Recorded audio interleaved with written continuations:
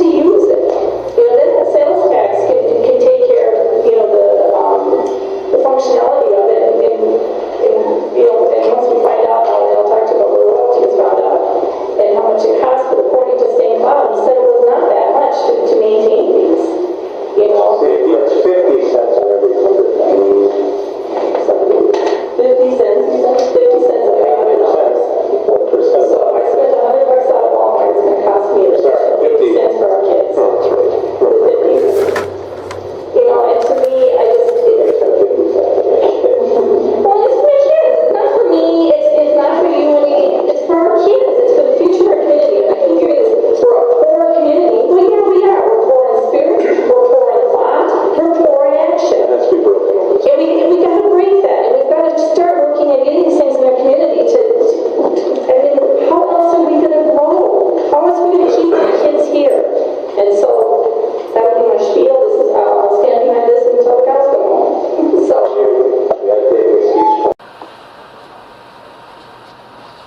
KTLF Little Falls Mayor debate on today's Upfront program. And as we wind down, we have time now for just the closing statements for each of our candidates. First, the closing statements from Robin Hetzel. Robin? Mayor VanRisseghem is quoted on the city website as saying, "Little Falls is a great city known for the quality of life it offers its citizens. It's a flourishing and stable city that it's safe, inviting, progressive, economically strong, creative, clean, a place where everyone has a chance to be successful." Lofty sentiments indeed, but I beg to differ. Her statement on the website is a far cry different than her outlandish statement made at an official city youth task force meeting that stated, "Little Falls is poor in spirit, poor in thoughts, and poor in actions." How dare the mayor make those claims that are in stark contrast to a recent report by the Robert Wood Johnson Foundation, University of Wisconsin Population Health Institute, that exposed this area to be the 7th from the bottom in Minnesota counties for overall health outcomes. Morrison County, of which Little Falls is the county seat and largest city, came in second to the last in quality of life statistics. We are one of the poorest counties in all of Minnesota. There are only a handful of counties below us. I will promote teaching tolerance education, free to the public, and mandated training for all city staff, city committee members, and the council and mayor. Information by and about government as the resource with power to enlighten, misinform, shape an issue, and or create strong, accountable, functional government. Democracy rests on accountability. During the last 3 years, I have asked Council to develop a critically needed Human Rights Commission, become a Green Step City, implement a Homeless Bill of Rights as Duluth did, look to creating a Save Our Homes program, allow primitive camping overnight at La Berger and Mill Park to encourage future bicyclists that are anticipated to shop our downtown businesses and spend their tourist dollars locally, adopt a complete streets and road diet policy to provide full access to all to city streets, urge them to ban deadly body gripping traps within the city limits, and develop a usage policy for the public to use City Hall for forums or gatherings. Previous candidates suggested that a group of 4 individuals were troublemaking radicals. Since when is it radical to insist our laws are followed by everyone? Some of Gordon Rosenmeyer's wonderful ideas were not well received, and where did that get us? Without a college. To question authority and not accept everything at face value enables individuals to make decisions in the most informed manner and in turn helps prevent potential pitfalls. And thank you to KTLF for hosting this event. Those are the closing statements from Robin Hetzel, and next up are closing statements from Greg Silka. Greg? I would really appreciate your vote because I'd love to be mayor of Little Falls. I've lived in Little Falls my entire life. We are a community with so much going for us. We're blessed with many cultural, natural, and commercial assets. Beautiful Mississippi, our historic downtown, our parks, zoo, art center, and golf course. Working together, we can enhance each of these and develop new assets with multi-generational use. Our infrastructure, the streets, water, and sewers, provide necessary services to our residents and visitors. But that infrastructure is aging. We want to ensure that we plan for repairs and replacement of the infrastructure to make Little Falls an attractive place for residents and business. Speaking of business, expansion of business opportunities is a priority for me for 2 reasons. First, we need to provide quality jobs to enable our young people to earn a living wage here and keep the town vibrant. Second, business expansion provides important property tax revenue that lessens the tax burden on everyone as we strengthen our services, infrastructure, and community.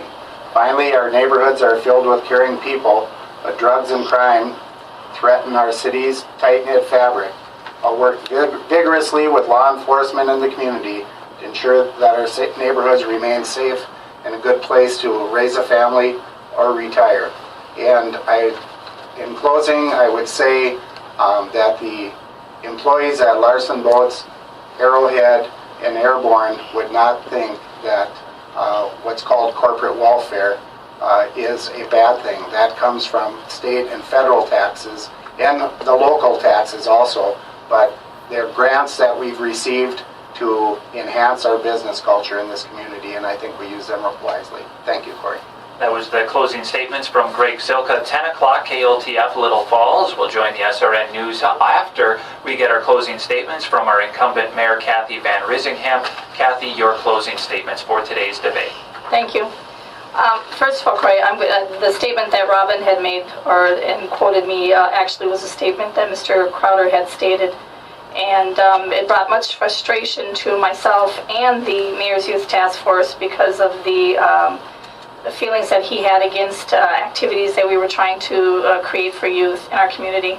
And, most people know me, and I've been in this community and trying to make it a vibrant, prosperous community for 27 plus years. And I've been on tons and tons of committees, and I guess I'm the type of person that I do put the shovel to the ground.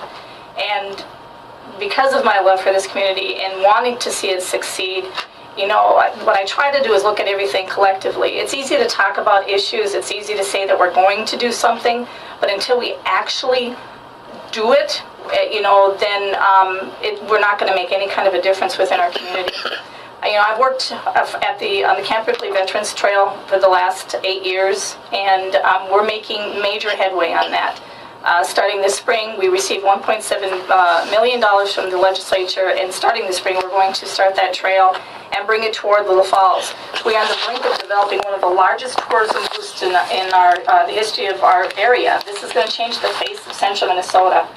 I've been talking about garbage for years and how we need to give people the ability to choose their own hauler in this area instead of dealing with those silly green bags.